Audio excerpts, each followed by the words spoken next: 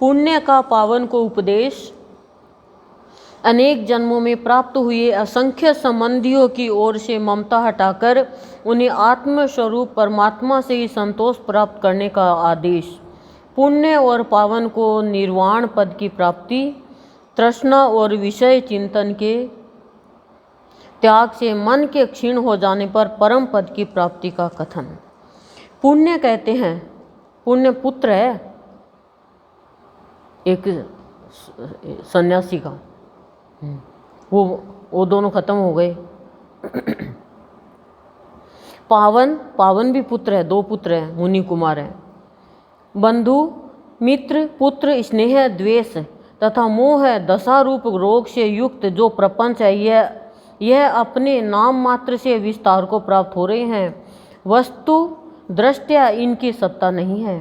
जिसके प्रति बंधु भावना न कर ली गई है वह बंधु हो गया, और जिसके प्रति शत्रु की भावना कर ली गई वह शत्रु हो गया।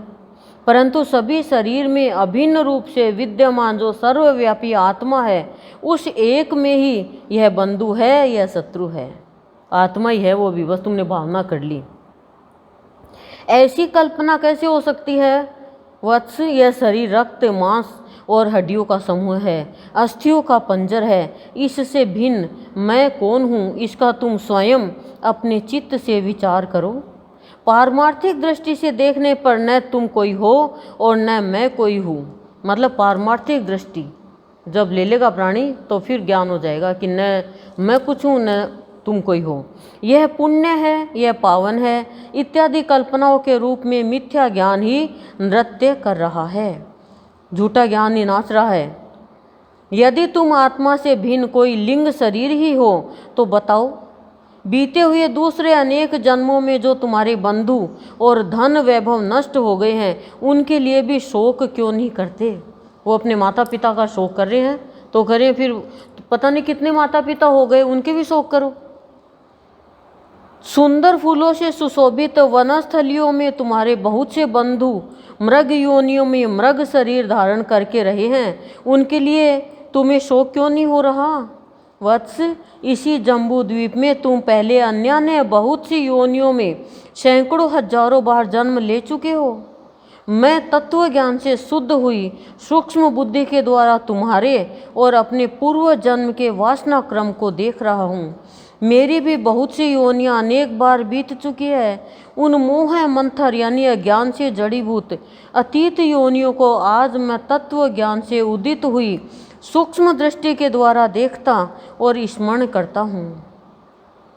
ऐसी अवस्था में जो जगत में उत्पन्न हुए सैकड़ों माता पिता, भाई बंधु और मित्र काल के गाल में जा चुके हैं, उनमें से किन किन के लिए हम दोनों शोक करें और किन किन के लिए नहीं करें, अथवा किनको किनको छोड़कर यहाँ किन किन के लिए हम शोक में डूबे रहें, क्योंकि संसार की तो ऐसी ही गति है। पावन, तुम्हारा भला हो। मन में अहम भाव के रूप में स्थित इस प्रपंच भावना को त्याग कर तुम उस गति को प्राप्त करो जो आत्मज्ञानी पुरुषों को उपलब्ध होती है।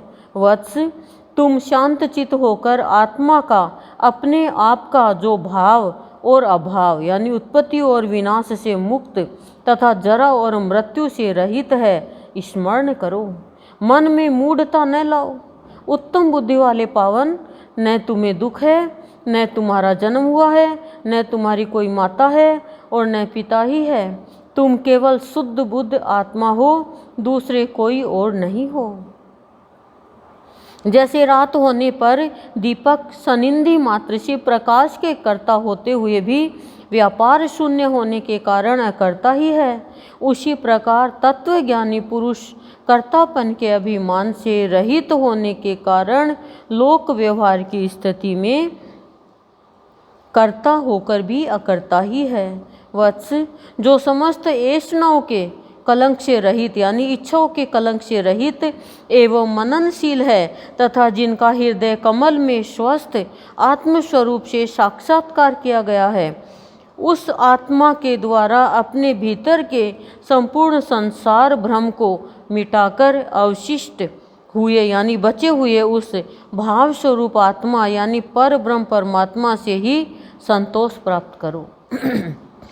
श्री वशिष्ठ जी कहते हैं, अब वशिष्ठ जी आगे, रघुनंदन, पुण्य के इस प्रकार समझाने बुझाने पर पावन को उत्कृष्ट बोध यानी परमात्मा तत्व का दृढ़ निश्चय प्राप्त हुआ। तत्पश्चात ज्ञान और विज्ञान में पारंगत तथा सिद्ध और अनिंद्य स्थिति को प्राप्त हुए वे दोनों बंधु उस वन में इच्छानुसार विचरने लगे। तदंतर समय आने पर वे दोनों देह रहित परम निर्वाण पद यानी परमात्मा को प्राप्त हो गए। निष्पाप श्री राम इस प्रकार पूर्व जन्मों में जो असंख्य देह धारण कर चुके हैं उन प्राणियों के माता पिता बंधु बांधव आदि का समुदाय अनंत है। उनमें से कौन किन को ग्रहण करे और कौन किन का त्याग। रघुनंदन, इसलिए इन असंख्य तृष्णाओं की निवृत्ति का एकमात्र उपाय त्याग ही है, उनको पोषना नहीं। जैसे लकड़ी डालने से आग प्रज्वलित होती है, उसी प्रकार विषय भोगों के चिंतन से चिंता बढ़ती है, और जैसे बिना ईंधन के आग बुझ जाती है, उसी प्रकार विषयों का चिंतन न करने से चिंता मिट जाती है। एकमात्र विवेक रूपी सखा, विवेक को सखा बताया, और एकमात्र पवित्र एवं तीक्ष्ण बुद्धि रूपिणी प्रिय सखी को साथ ले संसार में शास्त्र विहित आचरण करने वाला पुरुष संकट पड़ने पर भी मोहग्रस्त नहीं होता। कि सखा रूपी विवेक और एकमात्र पवित्र और तीक्ष्ण बुद्धि रूपिणी प्रिय सखी को जो साथ में रखता है वो कभी भी संकट में नहीं पड़ता, मोह से ग्रसित नहीं होता। वैराग्य से, शास्त्रों के अभ्यास से तथा महता युक्त क्षमा, दया, शांति, समता और संतोष आदि गुणों से यत्नपूर्वक आपत्ति का निवारण करने के लिए मनुष्य स्वयं ही मन को उन्नत बनाए। जो परम पद की प्राप्ति रूप फल पूर्वोक्त महता युक्त गुणों से उत्कर्ष को प्राप्त हुए मन के द्वारा उपलब्ध हो सकता है, वह तीनों लोकों के ऐश्वर्य तथा रत्नों से भरे हुए कोष की प्राप्ति भी नहीं हो, रत्नों से भरे हुए कोष की प्राप्ति से भी नहीं हो सकता। मन के विशुद्ध अमृत रस से पूर्ण होने पर सारी वसुधा आनंद की सुधा धारा से अपलावित हो जाती है। मन वैराग्य से ही पूर्णता को प्राप्त विज्ञानानंद घन रस से परिपूर्ण होता है। आशा यानी इच्छा, कामना आदि के वशीभूत हुआ मन उपर्युक्त पूर्णता को प्राप्त नहीं होता। जिनके चित्त में किसी लौकिक वस्तु की स्पृहा नहीं है यानी इच्छा नहीं है, उन लोगों के लिए तीनों लोकों का ऐश्वर्य कमल गट्टे के समान अत्यंत तुच्छ है। कमल गट्टा है होता ना। श्री राम, चित्त के नष्ट हो जाने पर अविचल धैर्य से युक्त पुरुष उस परम पद को प्राप्त कर लेता है जहाँ फिर नाश का भय नहीं।